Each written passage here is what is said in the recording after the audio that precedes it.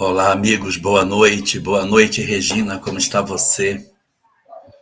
Eu vou muito bem, boa noite a todos e todas. É uma alegria a gente estar aqui nessa live especial de Natal, a primeira da semana, uma série de 8 lives. Eu fiz questão de entrar para agradecer ao Jorge Elahá a colaboração no canal, né? É esse trabalho que ele faz na divulgação da doutrina espírita e que ele ilumina cada vez mais e mais consciências, porque vocês sabem, vocês que seguem ele, que ele está em tudo quanto é parte aí do planeta, através de várias plataformas de vídeos, de canais do YouTube. Ele ajuda muita gente, então a minha gratidão, Elahá, sabe, nesse fim de ano, a gratidão a vocês que estão chegando agora, a vocês que continuam aqui no nosso canal e mesmo nos outros canais, que são todos muito importantes. Regina, a gente é que tem que agradecer a você por você disponibilizar o espaço para que essa mensagem consiga ser divulgada. Sim. E eu nunca poderia chegar com o conhecimento espírita aonde a gente tem chegado se não tivesse pessoas como você, exatamente com esse perfil de fazer o suporte para que a gente possa dar uma contribuição nesse sentido. E a gente fica muito feliz de poder ajudar, mas os méritos todos não são nossos. O mérito é daqueles que deixaram essas mensagens. A gente só faz ler e repassar aquilo que a gente tem a chance de conhecer, não é? E nesse especial de Natal, a gente trouxe a Amélia Rodrigues, né? Pelos Caminhos de Jesus. O meu livro é um pouco antigo. Então, 8 pessoas estarão aqui todos os dias até o dia 25. A gente encerra o estudo com a Eulália Bueno às 19h30. Ela vai entrar ao vivo, gente, porque nós entendemos que se tiver uma alma solitária nesse dia tão importante, ela não estará sozinha. Então, a partir de hoje, até o dia 25, todas as noites, a live especial de Natal. E o nosso amigo Jorge Elahá, ele vai falar sobre a cegueira maior, que é o segundo capítulo desse livro. Não, desculpa. A Magna Carta. Tá errado aqui, eu vou trocar. A Magna Carta é o tema dele. Então, meu amigo, é contigo, a palavra é toda sua. Eu vou sair de cena, vou trocar isso e depois a gente dá o tchauzinho no final, se alguém quiser colocar alguma coisa, tá bom? Então, beijo, boa live para todos nós. Muito obrigado. Boa noite para todos que aqui se encontram. Prazer imenso estarmos juntos na celebração desta semana tão especial do nosso canal em Live TV, onde a gente está fazendo uma parada muito justa para refletirmos sobre Jesus e a excelência de sua mensagem, de seus ensinamentos para a verdadeira libertação do homem. Nenhum de nós aqui que conhece doutrina espírita, ou até aqueles que nem conhecem doutrina, mas que já tiveram algum tipo de informação sobre o cristianismo, sabem que quando Jesus esteve entre nós, o que regia o povo de Israel era a lei mosaica. Em hebraico, lei, a gente fala Torá. Então, Torá significa lei. E era a Torá, ou seja, a lei, que regia a condução do povo de Israel. E a Torá, ela era muito dura, ela era muito rígida, ela tinha dispositivos muito severos, mas o povo se guiava por essa mesma metodologia, apesar de ser um ambiente marcado por uma série de fenômenos assim bastante austeros na condução do povo. E nessa condição desta lei, havia alguns dispositivos dentro da própria lei que diziam: Esta é a lei. E se alguém se voltar contra a lei, automaticamente terá que ser eliminado. Porque se a lei que o povo de Israel seguia era considerada a lei ofertada por Deus, então, se por algum motivo alguém apresentasse algum tipo de manifestação que fosse contrária àquilo que a gente pudesse pensar como sendo o pensamento dominante, esta pessoa teria que ser eliminada. No livro de Deuteronômio, no capítulo 21, existe inclusive uma observação sobre filhos desobedientes. Os filhos que são desobedientes, eles precisam ser delatados para os anciãos daquela comunidade, para que os anciãos, então, possam fazer uma avaliação do fato dele ser desobediente, e então esse filho desobediente será morto por apedrejamento. Então, essas regras todas, elas existiam, e ai daquele que se apresentasse para questionar essa lei. E é nesse cenário assim tão difícil, esse cenário tão violento até, marcado pela lei que dizia que nós deveríamos, diante de um erro, de uma violência, fazer com que a pessoa pagasse olho por olho, dente por dente, queimadura por queimadura, é que Jesus vai aparecer. Jesus aparece num cenário onde as nossas condições sociais em nada se parecem com aquelas que existiam naquele período. Então, olha o que vai acontecer. Jesus surge nesse ambiente, mas é um ambiente muito inóspito, muito difícil. E se ele fosse apresentar as suas verdades para esse povo que apresentava essa lei tão difícil, ele talvez fosse até eliminado também. Era preciso ter muito cuidado para que a gente pudesse, de verdade, participar desta sociedade sem correr o risco de, com os questionamentos que poderíamos fazer, termos a possibilidade de nos machucarmos diante da lei. E é assim que as coisas vão acontecer. Uma lei austera, muito severa. E, de repente, Jesus aparece no meio desse povo. O que vem Jesus trazer? Ele não poderia descumprir a lei. Jesus não poderia se apresentar confrontando a lei. Mas ele precisava trazer seus ensinamentos. Como é que a gente faz? Precisa ter muita sabedoria para poder apresentar algo que não colidisse com a lei, mas que se apresentasse de maneira que, sem colidir, revisasse os conceitos. E aí vem uma grande pergunta. Se a lei está posta e a lei não pode ser movida, como pode algo se colocar acima da lei? Como pode algo se dizer verdadeiro se a lei está correta e não pode ser mudada? Mas alguém precisa colocar algo sobre a lei. Existe um termo jurídico para isso. A lei de onde se originam todas as leis. A lei maior, que está no topo do ordenamento jurídico dos países. Todas as outras normas estão todas abaixo dessa lei maior. Quando essa lei maior muda, tudo embaixo precisa ser revisto. Desmonta-se toda a estrutura para reestruturar de acordo com a lei, que está sobre todas elas. A lei que está sobre todas as leis chama-se Constituição. Mas ela é também chamada por outros termos.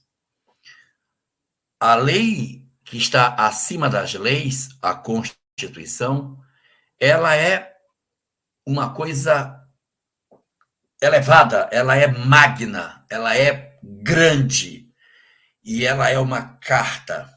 Então, ela é a Carta Magna. A Carta Magna é a Constituição. A Constituição se coloca acima da lei. Ela não derroga a lei, porque ela permite a reinterpretação dessa lei sob uma ótica muito mais fácil de ser seguida e que expressa de maneira muito mais efetiva a essência daquele que é o seu autor, ou seja, Deus. As leis espirituais, as leis das religiões, elas estão espalhadas sobre a humanidade desde o princípio. Algumas delas mais próximas, outras mais distantes daquilo que se poderia esperar de uma lei religiosa. Mas deve existir uma lei que seja a expressão mais pura daquilo que seja o pensamento do Criador com relação a nós. Já tivemos a chance de ter vários textos religiosos, é verdade.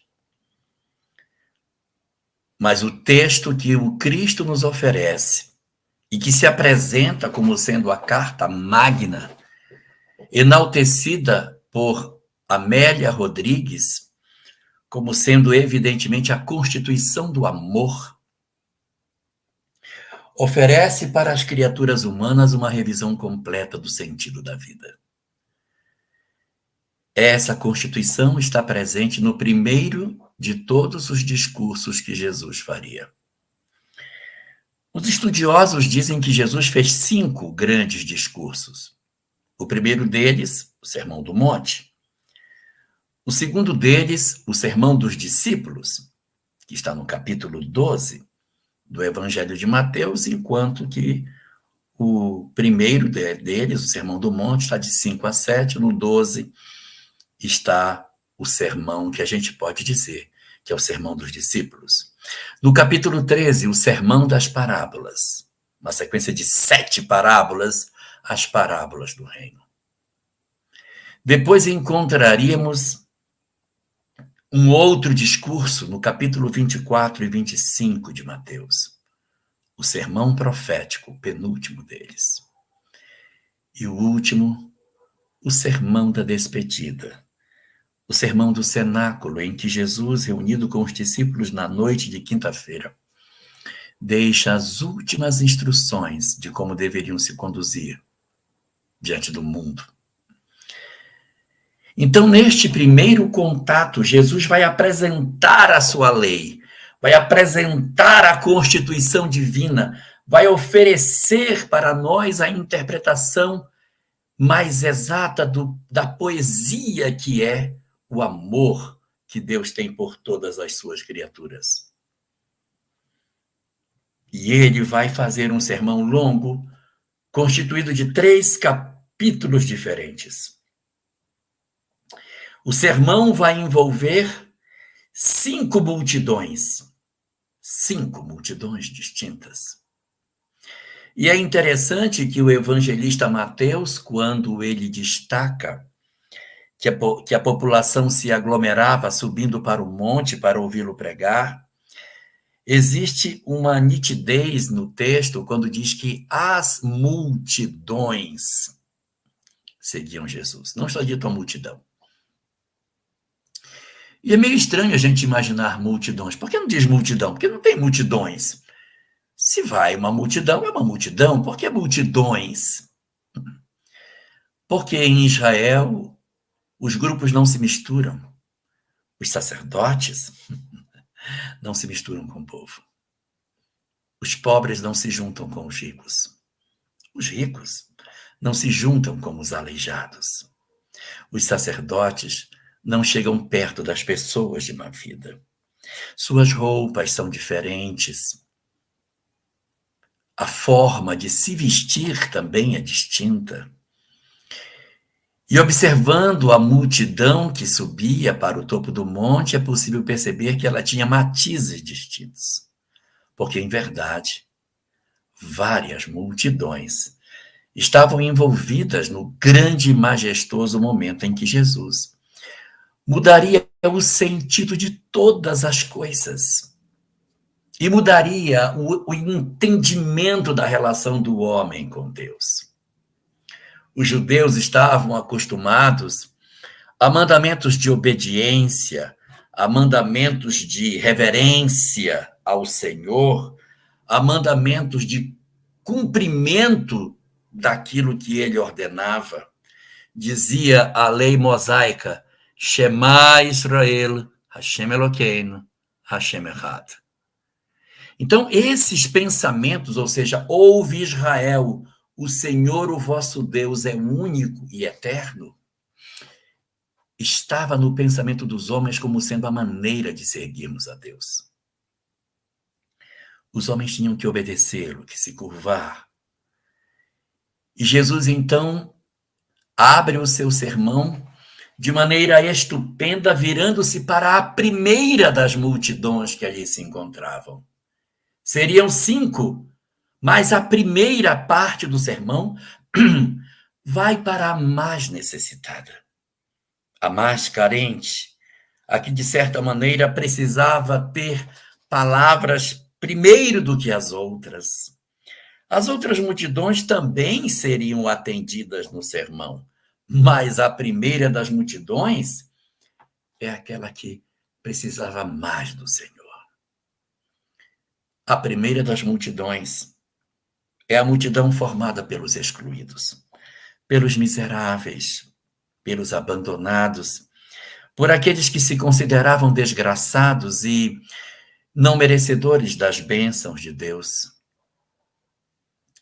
Aqueles que eram vistos como sendo, na verdade, o oposto de tudo aquilo que a humanidade deveria ser. Eram consideradas pessoas de má vida, não conseguiam cumprir com as coisas que a lei de Deus determinava, além do que os conceitos da religião judaica, nos apontava que a riqueza, a prosperidade, a saúde e a longevidade eram sinais de bênção. Ser pobre, ser doente, ter vida curta e ter uma vida marcada pela privação era um sinal de que Deus não se agradava de nós. O entendimento daquilo que fosse a dor, daquilo que fosse o sofrimento, era profundamente diferente daquilo que hoje nós imaginamos. Então, é para esta primeira multidão que Jesus vai se voltar. E a sua carta magna, a Constituição Divina, vai ser oferecida para esse primeiro grupo, porque são eles os que verdadeiramente precisariam ser acolhidos em primeira instância. Então, a gente vai encontrar o texto iniciando pelas chamadas bem-aventuranças. As bem-aventuranças que Jesus oferece, as 9 bem-aventuranças, são todos eles uma grande oportunidade para que a humanidade refizesse os seus conceitos sobre o certo e o errado.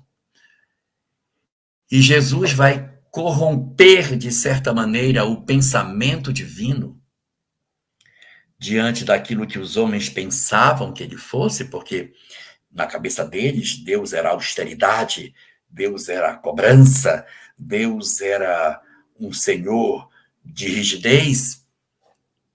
Ele muda completamente isso na primeira frase, quando ele diz: bem-aventurados são os pobres de espírito, porque deles é o reino dos céus. Abriam-se as portas do céu, não para os ricos, os poderosos, os endinheirados com suas roupas faiscantes, não para os sacerdotes, para os nobres, não. As portas se abriam exatamente para aqueles que eram os excluídos.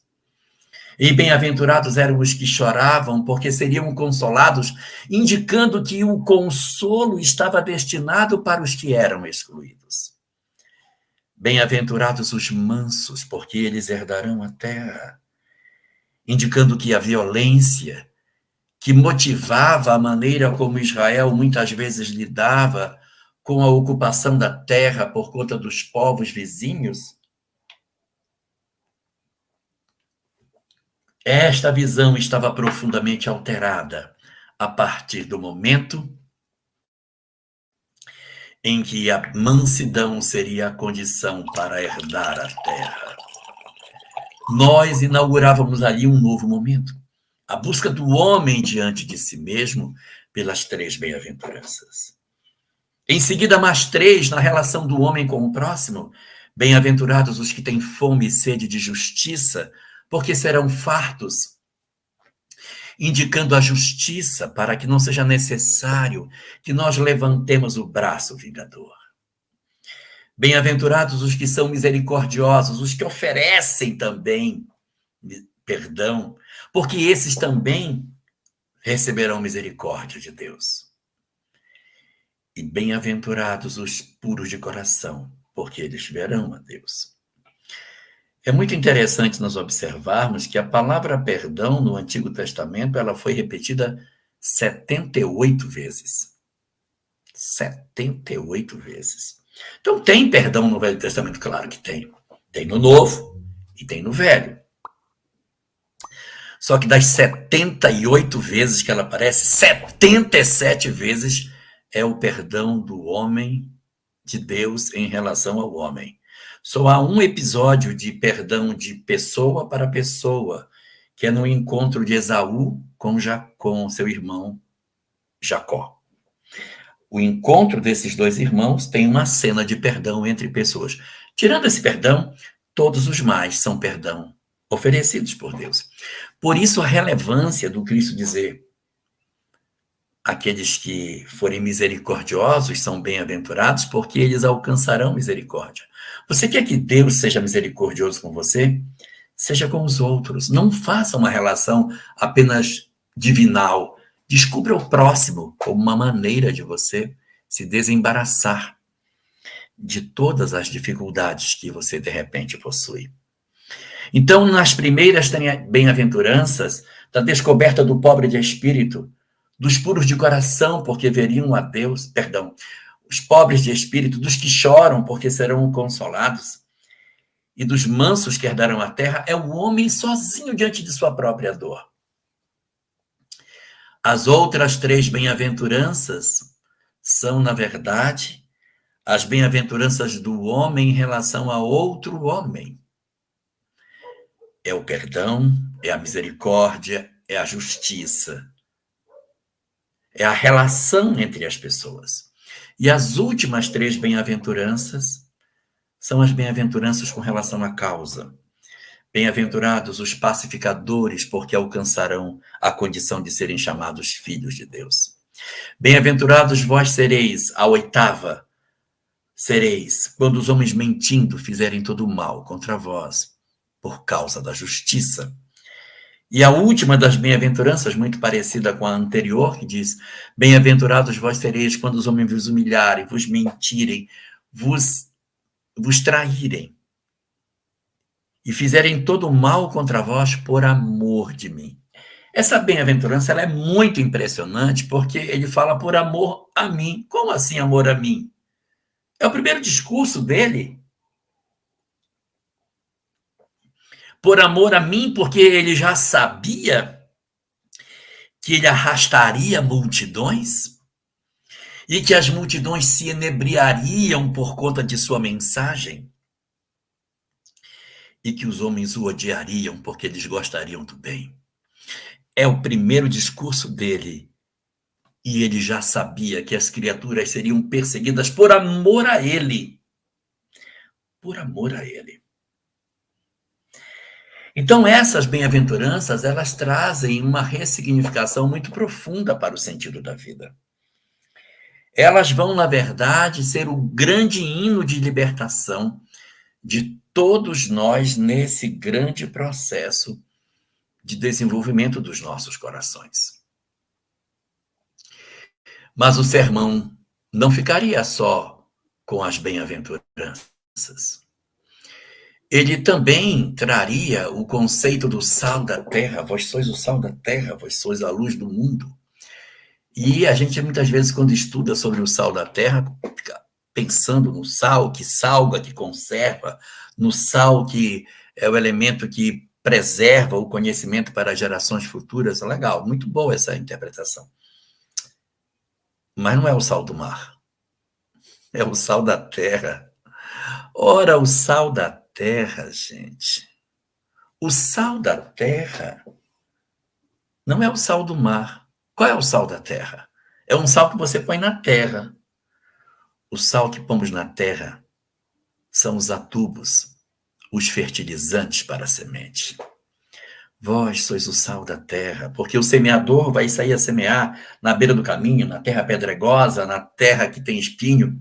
Mas vós sereis o sal da terra, porque vão ajudar o semeador jogando o adubo para que a semente possa florescer. E vós sereis a luz do mundo. Ai, a luz do mundo. O único dos qualificativos que Jesus dividiu com seus discípulos. Ele disse: eu sou a luz do mundo. E disse: vós sois a luz do mundo. Ele é a luz e os seus discípulos todos juntos seriam também a luz. Como se cada um fosse um pequenino pirilampo que, reunindo os nossos corações, conseguíssemos iluminar a terra. Quando a gente pensa na luz, a gente logo imagina que vai ser uma lâmpada, que as pessoas vão chegar num local e vão ligar uma lâmpada e a lâmpada vai se acender. Não. Em Israel, luz não tinha esse sentido. A luz era feita do azeite de oliva. O azeite de oliva era tirado das azeitonas. As azeitonas são extremamente amargas, então retira-se a azeitona do pé e se coloca na água durante muito tempo com vários produtos para ir retirando o amargor dela, e só meses depois a azeitona está pronta para a retirada do azeite. Senão o azeite fica amargo. E para retirar o azeite, você esmaga a azeitona. Você passa numa prensa. Para que nós consigamos dar luz, precisamos passar pela prensa.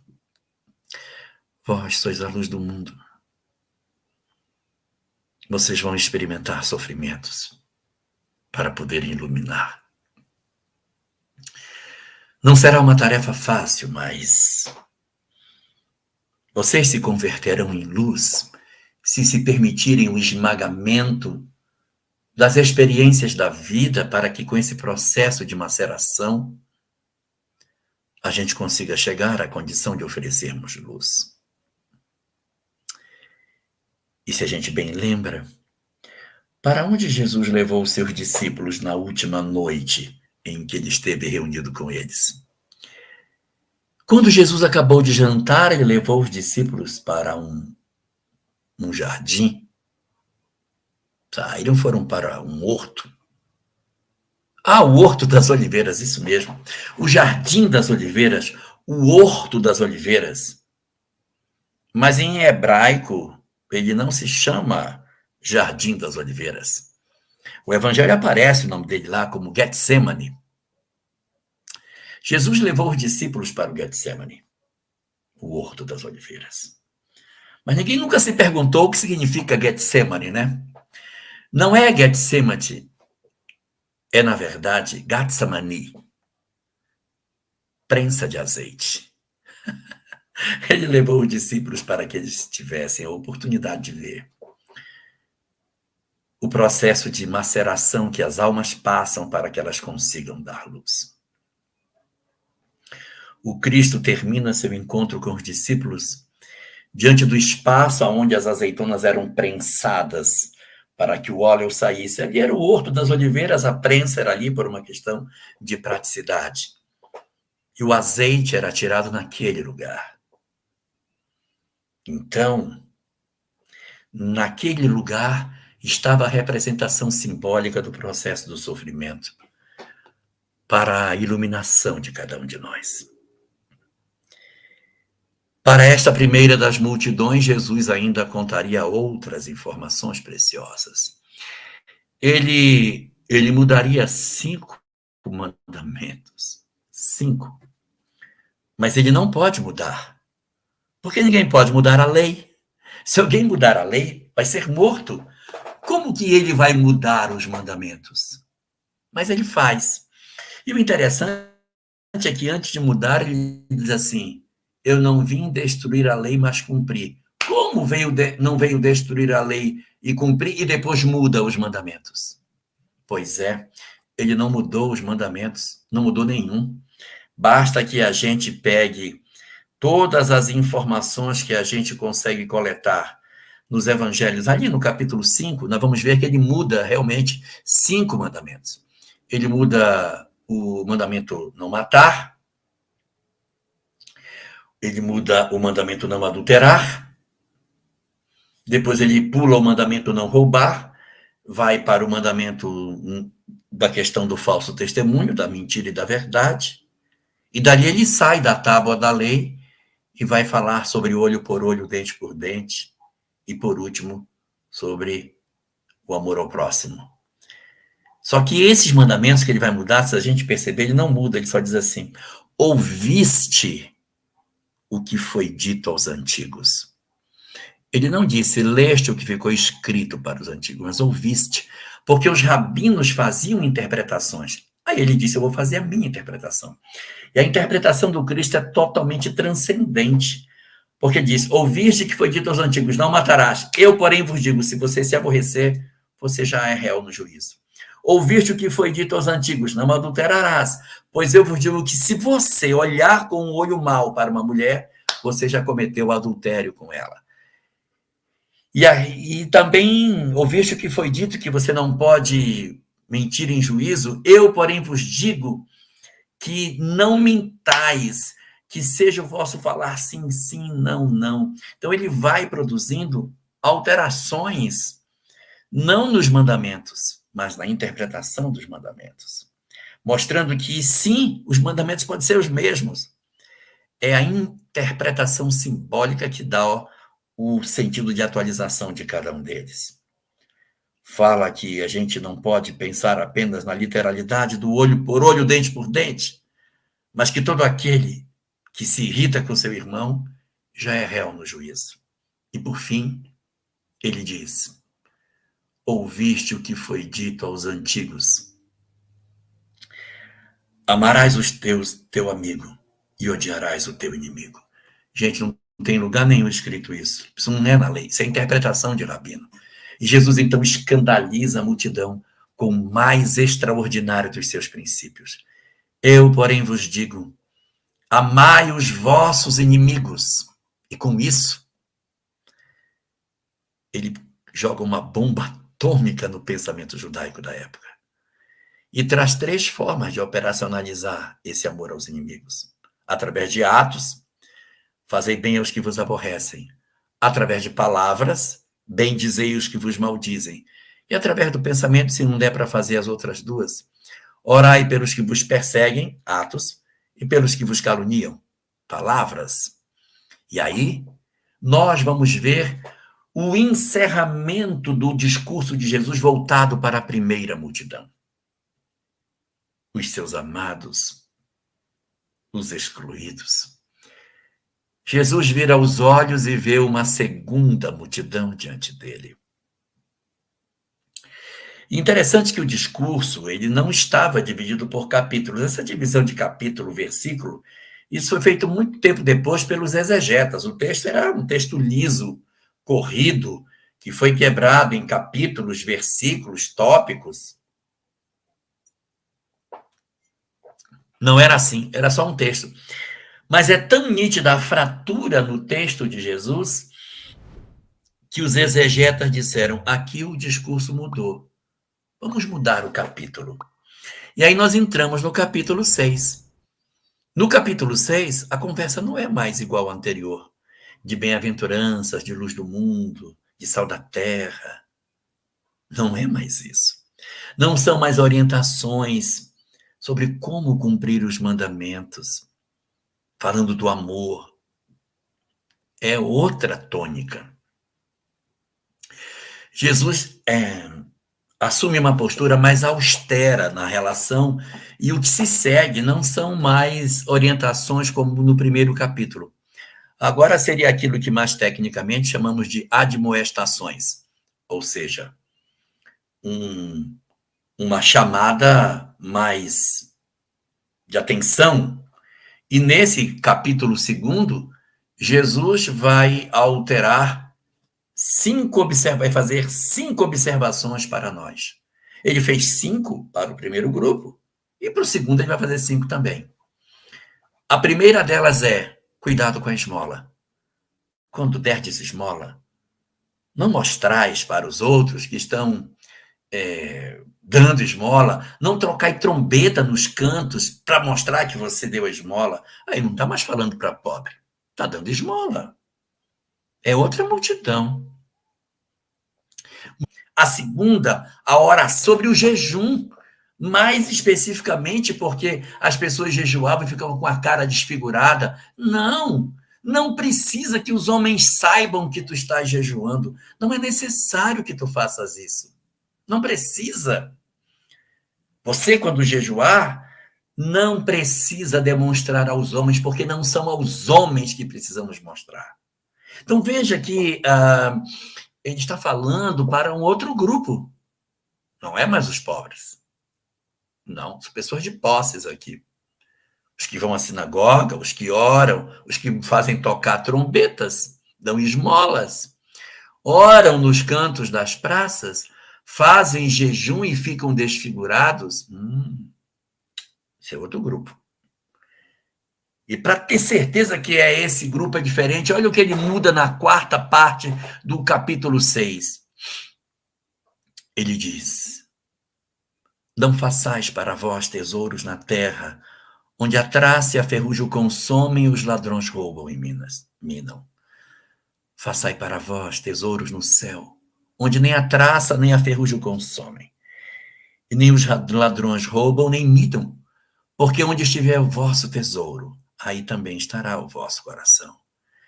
Ele está falando para os ricos, não é mais para os pobres, os desvalidos de Israel. O 2º capítulo é voltado para aqueles que tinham as roupas vistosas, os que se acreditavam abençoados por Deus, pelo fato de serem espíritos que tinham tido a oportunidade de virem com a riqueza na sua condição de vida. Não é mais para a pobreza. Ele está se referindo agora para os ricos. E ele encerra esse sermão de admoestações, de advertências, falando sobre o estresse. Sim, na época de Jesus. Não vos afadigueis pelo dia de amanhã, porque o dia de amanhã cuidará de si mesmo. Basta cada dia o seu mal. Olhai as aves no céu, não semeiam, não colhem, não ajuntam em celeiros, no entanto, vosso Pai as alimenta. Não valei vós mais do que as aves? Olhai os lírios no campo, que nem Salomão em toda a sua glória se vestiu como um sequer deles.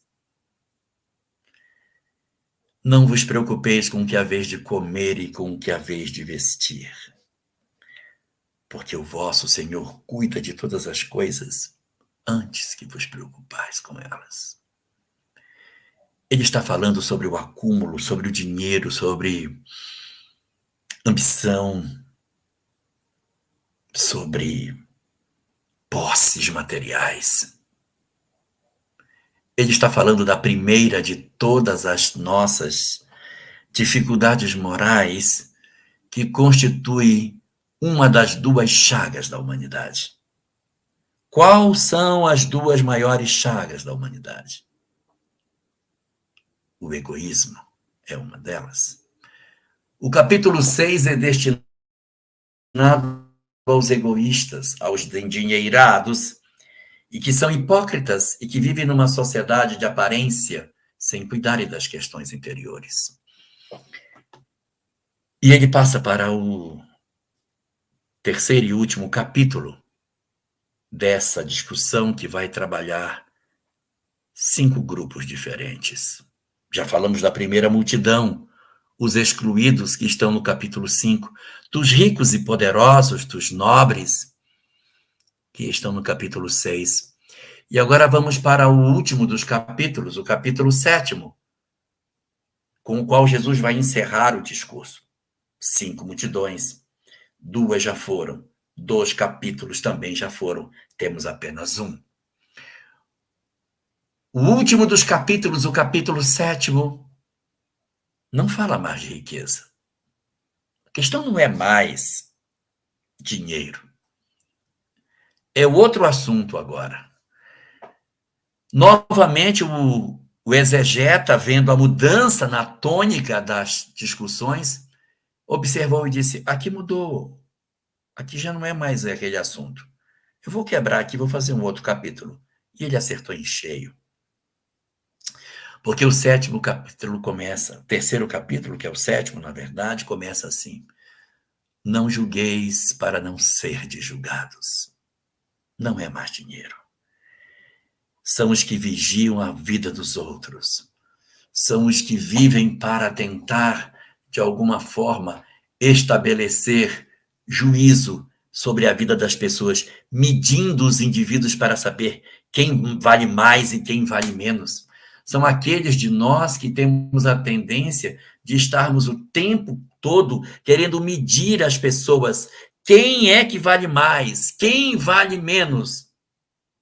Agora a conversa é outra. Não julgueis para não ser julgados, porque com a mesma medida com que medirdes, também vos medirão de novo. Não são mais os pobres e nem são mais os ricos. É uma outra multidão. E ele diz, pedi e obtereis, batei e abrir-se-vos-á. E ele começa a colocar sobre a necessidade de se procurar o caminho correto para que a gente não se iluda pelo caminho falso. Que a gente não pense que a gente tem mais valor do que os outros. Não. Ele começa a destacar, pode, porventura, um cego guiar um cego? Não cairão ambos na cova? Ele começa a comentar sobre a ideia de pessoas que querem guiar pessoas sem terem condições de guiar a sua própria vida. Por que atentas tu no argueiro, que é um cisco, que está no olho do teu irmão, e não atentas para a trave? A trave é aquela peça do gol. A trave que está no teu próprio olho. Hipócrita, tira primeiro a trave que está no teu olho para poder ver melhor o argueiro que está no olho do teu irmão. Ele não está se referindo a pobres. Ele não está se referindo a ricos. Ele está se referindo a pessoas que parecem querer julgar as pessoas, medir os indivíduos. Parece ser um outro grupo diferente. E ele segue, entrai pela porta estreita, porque largo e espaçoso é o caminho que conduz o homem à perdição. Falando de salvação, de pessoas que pegam caminhos errados. Então, nesse primeiro capítulo, ele troca 5 mandamentos. No segundo, ele troca 5 de novo. Ele troca a esmola, ele troca a oração, troca o jejum, troca a riqueza, troca o estresse. E agora ele toca em 5 pontos de novo. Não julgar, é o primeiro. A questão do pedir e obtereis é o segundo. A porta estreita é o terceiro. Aí ele vai para o 4º. Acautelai-vos dos falsos profetas. Ele vai falar de falsos profetas já no começo. Ele abre com falsos profetas no primeiro discurso e fecha com falsos profetas no sermão profético. O sermão primeiro e o 4º dos sermões trazem essa ênfase para o aspecto daqueles que são falsos nos seus conceitos religiosos. E termina o discurso dizendo, Senhor, Senhor, nem todos aqueles que dizem Senhor, Senhor, entrarão no reino dos céus. Para quem se dirigia Jesus? Se não era para os pobres, se não era para os ricos, deveria ser para uma classe social interessada em se mostrar como certa, correta, justa, perfeita, que pudesse cobrar os outros daquilo que fazia. temos que imaginar que esses não poderiam ser outros senão os sacerdotes. E qual era a imperfeição moral dominante do capítulo? O orgulho. Então, o primeiro capítulo é o amor. O segundo capítulo é o egoísmo. E o terceiro é o orgulho para a terceira multidão. Um capítulo para a primeira multidão. Um capítulo para a segunda multidão. E o capítulo 7º para a terceira multidão. E o discurso acabou. Ué, mas são 5 multidões? Cadê as outras? Pois é. Então, existe uma quarta multidão. O capítulo 7º ainda fala da quarta multidão no finalzinho dele, que diz que assim que o discurso acabou, Jesus desceu do monte. Jesus desceu. E encontrou no pé do monte doentes que não conseguiriam subir a montanha. Eram cegos, aleijados, pessoas com graves doenças de pele. Então, de repente, quando se percebeu, esse grupo de pessoas que se encontrava no pé do monte estava esperando por Jesus. Eles não foram embora. Eles não subiram porque não era possível para eles, porque eles eram limitados. Mas eles não foram embora. E eles foram atendidos por Jesus após o sermão, porque do mesmo jeito que se prega, se faz, que se fala, se age, e ele cura a multidão no sopé do monte. Ele atende a quarta multidão que não conseguiu subir. Não é porque eles não subiram que a gente não pode estender socorro. Então, a gente vai descobrir que havia um outro grupo de indivíduos que também estavam esperando por ele. A quarta multidão representa todos aqueles que não são da primeira, que não são os pobres, não são os ricos, não são os sacerdotes, são os mais frágeis ainda e que o Cristo não os ignorou.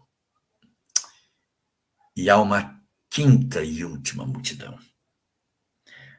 A multidão que não foi para o monte. Eles não eram doentes. Eles eram saudáveis. Mas eles estavam indiferentes ao amor. Desesperançados, mas sem vontade de verdadeiramente procurar algo de diferente para as suas vidas. E por esse motivo, eles se isolaram no seu lar. Eles se trancaram dentro das suas residências e não saíram. Viram as multidões correndo para o monte e não se movimentaram para seguir.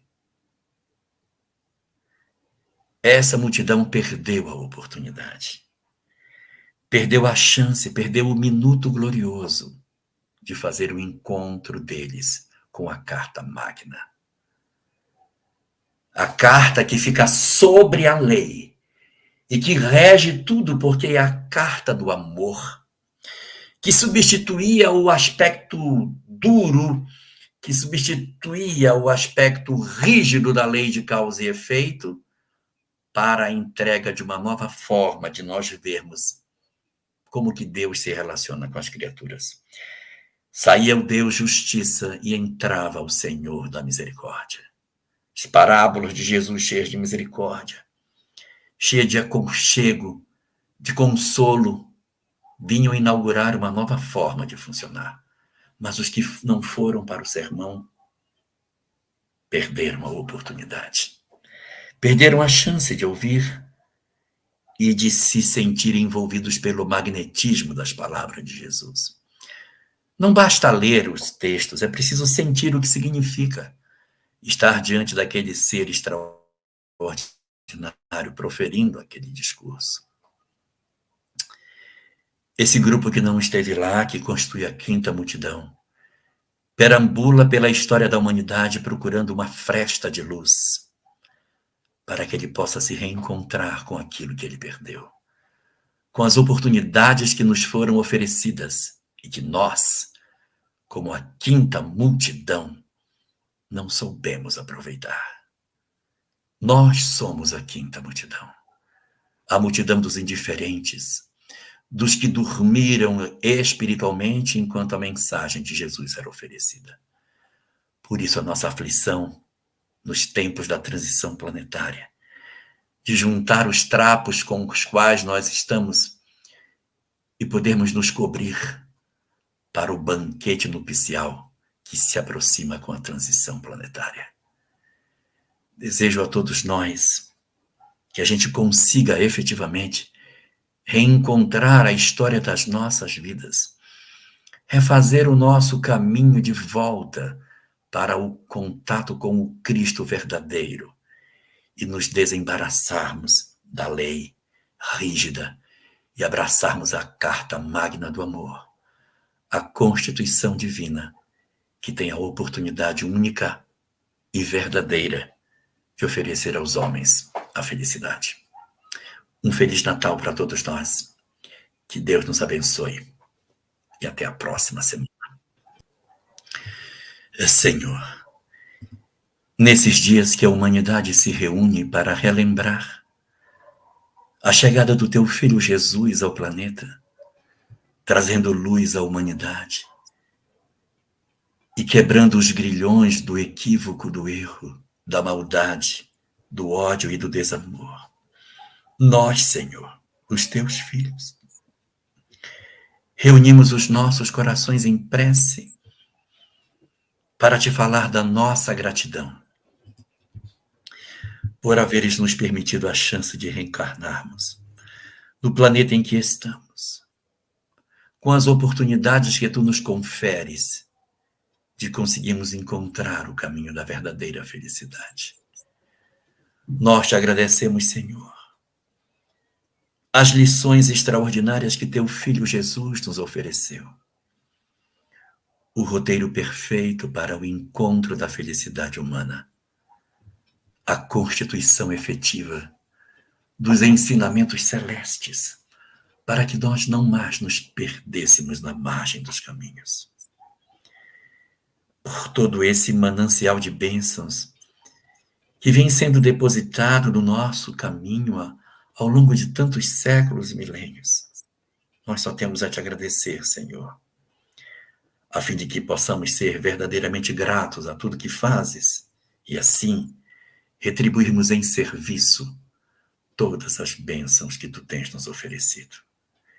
Que a graça da tua misericórdia permaneça a guiar os nossos passos e a nos fazer cada vez mais capazes de verdadeiramente interpretarmos entre os homens e diante de nós próprios tudo aquilo que já conseguimos saber.